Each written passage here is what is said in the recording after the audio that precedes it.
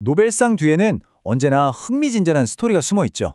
오늘은 핵물리학의 판도를 바꾼 한 위대한 발견에 대해 알아볼 텐데요. 모든 건 정말 단순해 보이는 질문 하나에서 시작됐습니다. 과학자들이 어떻게 원자핵에 대한 우리의 생각을 완전히 뒤집었는지 지금부터 저와 함께 그 여정을 따라가 보시죠. 자, 바로 이 질문입니다. 왜 어떤 원자핵은 둥글지 않을까요? 1940년대 후반까지만 해도 물리학자들은 당연히 원자핵이 완벽한 구형일 거라고 다들 생각했죠. 그런데 실제 관측 결과는 전혀 달랐던 겁니다. 일부 원자핵이 이상하게도 럭비공처럼 찌그러져 있었거든요. 이게 바로 오늘 우리가 풀어볼 미스터리의 시작인 거죠. 자, 그때 당시 물리학계 상황을 좀 보면요. 원자핵을 설명하는 두 가지 아주 유력한 모델이 있었습니다. 하지만 이 두 모델 모두 이 기묘한 현상 앞에서는 그냥 속수무책이었던 거예요. 한마디로 과학계 전체가 큰 난관에 부딪혔던 겁니다.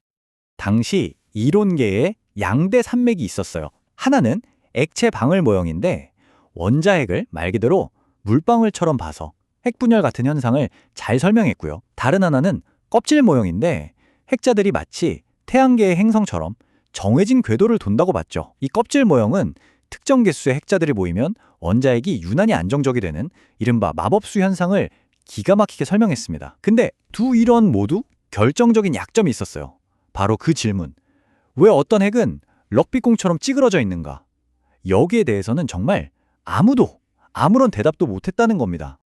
그러니까 핵심은 이거였습니다. 실험 데이터는 분명히 핵이 찌그러져 있다고 소리치고 있는데 당대 최고의 이론들은 그 이유를 전혀 설명하지 못했던 거죠. 마치 완벽하게 짜인 퍼즐에 도저히 맞지 않는 조각 하나가 툭 튀어나온 겁니다. 그리고 모두가 알았어요. 이 조각을 제대로 맞추는 사람이 핵물리학의 다음 챕터를 열게 될 거라는 걸요.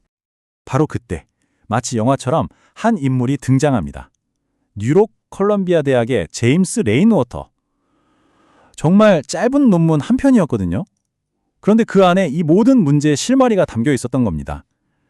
그의 아이디어는 뭐랄까 그야말로 혁명적이었죠. 그리고 이 발견이 얼마나 빨리 진행됐는지 보면 정말 놀랍습니다. 1950년 4월에 레인워터가 아이디어를 딱 제시하고 불과 3년 만에 이론이 완성되고 실험적인 증거까지 확보가 됩니다. 정말 숨가쁘게 전광석화처럼 모든 일이 이루어졌죠. 레인워터의 아이디어는 진짜 기가 막혔습니다. 그는 원자핵 중심부와 그 바깥을 도는 핵자들의 상호작용에 주목했어요. 여러분, 놀이기구 탈 때 몸이 바깥으로 쏠리는 거 느껴보셨죠? 바로 그겁니다. 바깥쪽 핵자들이 미친 듯이 돌면서 그런 원심 압력을 만들어내는 거예요. 이 힘이 핵의 중심부를 바깥으로 꾹 밀어내니까 결국 핵 전체가 찌그러질 수밖에 없다는 거죠. 와, 정말 우아하고 간단한 해법 아닌가요?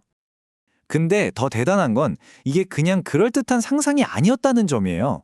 레인워터가 이 이론으로 계산을 해봤더니 실제 실험에서 관측된 데이터랑 소름 돋을 정도로 딱 맞아떨어진 겁니다. 드디어 이 기나긴 미스터리를 풀 열쇠가 나타난 거죠. 레인워터가 문을 살짝 열었다면 오게보어는 그 문을 그냥 활짝 열어젖히고 새로운 세계로 성큼성큼 걸어 들어간 인물입니다. 사실 그도 레인워터와 거의 동시에 혼자서 같은 문제를 파고들고 있었거든요. 그리고 이 아이디어를 완벽한 하나의 이론으로 완성시키게 됩니다. 보어는 레인워터의 그 번뜩이는 통찰력을 가져다가 훨씬 더 정교하고 또 포괄적인 수학적 틀 안에 완벽하게 담아냈습니다. 단순한 아이디어가 이제는 누구도 반박할 수 없는 강력한 이론으로 거듭나는 순간이었죠. 이 이론의 핵심, 바로 집단 들뜸이라는 개념인데요. 이게 정말 혁신적인 생각이었어요. 왜냐하면 이전까지 과학자들은 핵자 하나하나가 어떻게 움직이는지에만 집중했거든요. 그런데 보어는 시각을 완전히 바꾼 겁니다. 원자핵 전체가 마치 하나의 오케스트라처럼 유기적으로 함께 움직이는 새로운 운동이 있을 거라고 예측한 거죠. 이건 정말 생각의 틀을 깨는 패러다임의 전환이었습니다. 이 이론이 예측한 두 가지 새로운 움직임은 정말 상상만 해도 매력적입니다. 첫 번째는 원자핵이 마치 말랑말랑한 젤리처럼 출렁이면서 모양을 바꾸는 진동이고요. 두 번째는 훨씬 더 독특한 회전이에요. 이게 우리가 생각하는 딱딱한 공이 뱅글뱅글 도는 게 아니고요. 마치 잔잔한 호수 표면에 돌을 던졌을 때 파동이 쫙 퍼져나가잖아요. 그런 식으로 핵의 표면을 따라서 에너지가 움직이는 겁니다. 상상하기는 좀 어렵지만 그야말로 미시세계에서 펼쳐지는 아름다운 군무 같은 거죠. 자, 그런데 아무리 아름답고 멋진 이론이라도 실험으로 증명되지 못하면 그냥 공상에 불과하죠.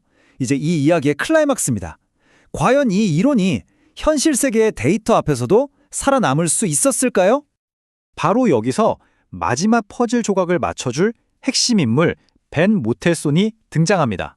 그는 옥의 보어와 손을 잡고 이론의 예측과 실제 실험 데이터를 하나하나 비교 분석하는 어마어마한 작업을 시작했어요. 이 두 사람의 협력이야말로 이론의 마침표를 찍는 결정적인 역할을 하게 됩니다. 그리고 마침내 그들은 결정적 증거, 스모킹건을 찾아냅니다. 특정 원자핵이 내뿜는 에너지를 분석했더니 그 패턴이 이론이 예측했던 회전 스펙트럼과 정말 자로 잰 듯이 정확하게 일치한다는 걸 발견한 거예요. 이건 마치 범인의 지문이 현장에서 발견된 것과 같은 거죠. 더 이상 우연이라고는 할 수 없는 명백한 증거였습니다. 이 인용구가 당시의 그 짜릿한 분위기를 완벽하게 보여줍니다. 이론과 실험 사이의 일치성이 너무나 완벽해서 이론의 정확성에 의심의 여지가 있을 수 없었다. 아, 정말 수수께끼가 풀리고 새로운 진실이 그 모습을 드러내는 과학 역사상 가장 전율이 돋는 순간 중 하나였을 겁니다. 자, 이렇게 완벽하게 증명된 집단 핵 모형은 단순히 핵은 왜 찌그러졌나 이 질문 하나에 답한 걸로 끝나지 않았습니다. 핵물리학 전체를 뒤흔드는 엄청난 파급 효과를 가져왔죠. 우선 원자핵 구조에 대한 우리의 이해를 완전히 새로운 차원으로 끌어올렸고요. 또 이걸 계기로 수많은 새로운 실험과 이론 연구들이 막 쏟아져 나왔습니다. 심지어 더 나아가서 핵자들이 둘씩 짝을 지으려는 경향이 있다거나 핵물질이 전기가 저항 없이 흐르는 초전도체와 비슷한 성질을 갖는다는 정말 상상도 못했던 놀라운 발견들로까지 이어졌습니다. 그러니까 작은 아이디어 하나가 완전히 새로운 연구 분야의 문을 활짝 열어젖힌 셈이죠. 그리고 시간은 흘러 1975년 이 위대한 과학적 여정은 마침내 최고의 영예로 그 결실을 맺게 됩니다. 바로 그 질문.